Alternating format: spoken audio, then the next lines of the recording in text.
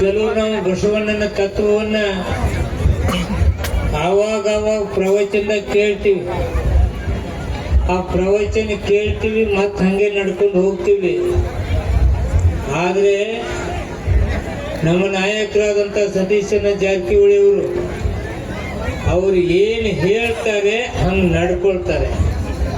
ಅವ್ರು ಏನಿವತ್ತು ಅಂಬೇಡ್ಕರ್ ತತ್ವ ಸಿದ್ಧಾಂತದ ಮೇಲೆ ನಂಬಿಕೆ ಇದೆ, ಬರೀ ಅವ್ರು ಹೇಳಕ್ ಬರೋದಿಲ್ಲ, ಪ್ರತಿ ಹಂತದಲ್ಲಿನೂ ಅದನ್ನು ಅನುಷ್ಠಾನ ತರ್ತಕ್ಕಂಥ ನಾಯಕ ನಮ್ಮ ನಾಯಕ ಸತೀಶಣ್ಣ ಜಾರಕಿಹೊಳಿ ಅವರು. ಕೆಲಸ ಮಾಡಿದ್ದೀವಿ.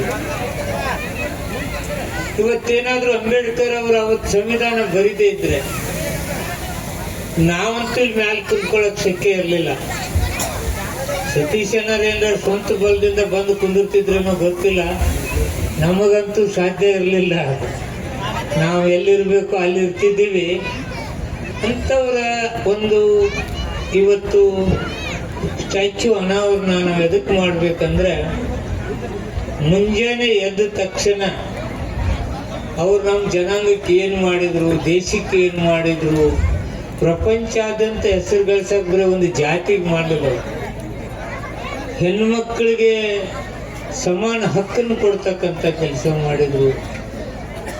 ಕಾರ್ಮಿಕರಿಗೆ ಅವ್ರ ಅಸ್ತಿತ್ವವನ್ನು ಉಳಿಸ್ಕೊಳ್ಳಿಕ್ಕೆ ಅವರ ಭಾವನೆಗಳಿಗೆ ಬೆಳಕನ್ನು ಕೊಟ್ಟಂಥವ್ರು. ಮನುಷ್ಯರನ್ನ ಕಾಂಡ್ರಪ್ಪ ಅಂತ ಹೇಳ್ತಕ್ಕಂಥವ್ರು ಬಸವಣ್ಣನ ನಂತರ ಅಂಬೇಡ್ಕರ್ ಅವರು. ಇವತ್ತು ಜೊತೆಯಲ್ಲೇನೆ ಇವತ್ತು ಅವ್ರ ತತ್ವ ಆದರ್ಶಗಳು ನಾವು ಬೇಕಾಗಿದ್ದಾವೆ. ಒಬ್ಬ ಒಳ್ಳೆ ನಾಯಕನ ನೀವು ಈ ಭಾಗದಲ್ಲಿ ಪಡ್ಕೊಂಡಿದ್ದೀರಿ.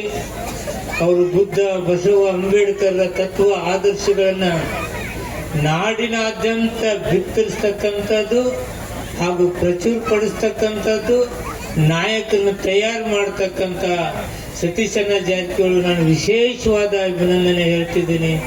ತಮ್ಮ ಕಾರ್ಯದಿಂದ ಇವತ್ತು ಬಹಳ ಕಡೆ ನಾಯಕತ್ವ ಬೆಳೀತಾ ಇದೆ, ಶಕ್ತಿ ಬರ್ತಾ ಇದೆ.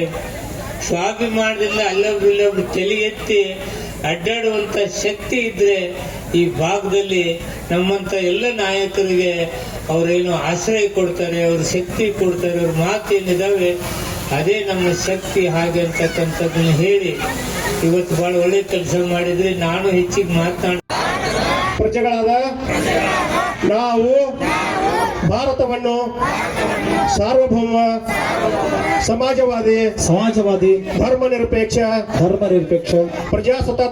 ಪ್ರಜಾಸತ್ತಾತ್ಮಕ ಗಣರಾಜ್ಯವನ್ನಾಗಿ ರೂಪಿಸುವುದಕ್ಕಾಗಿ ಸ್ಥಾನಮಾನ ಮತ್ತು ಮತ್ತು ಅವಕಾಶಗಳ ಅವಕಾಶವನ್ನು ಸಮಾನತೆಯನ್ನು